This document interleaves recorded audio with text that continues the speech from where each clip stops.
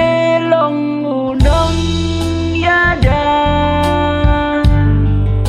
melong ujongan melong nong yarap jongan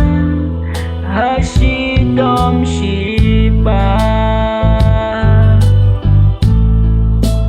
ngan yaro yame naduka donut ngan pai syame ban ngan mane ngan layame kat syabangale dang yame ngan yaro yame naduka donut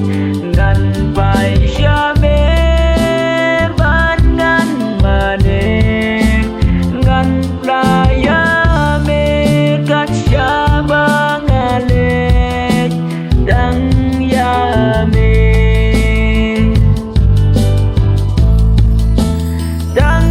yame atrai dang yame atrai dang yame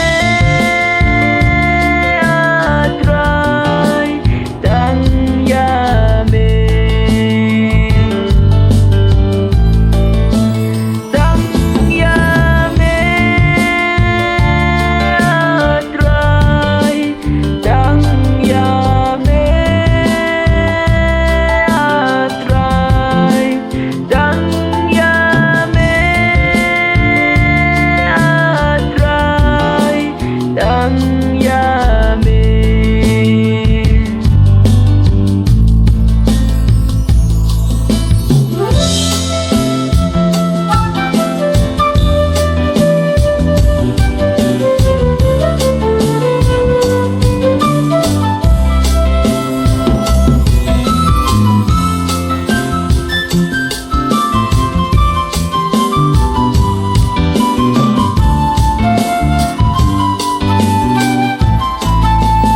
melong bahag litam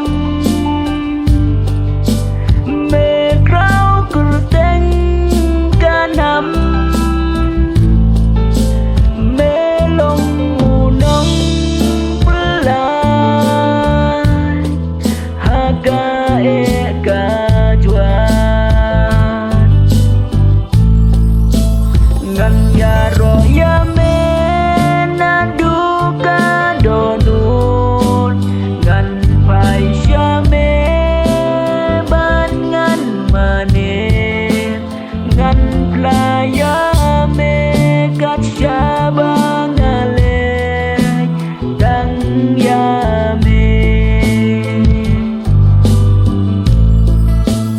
ngan yaro yame naduka donut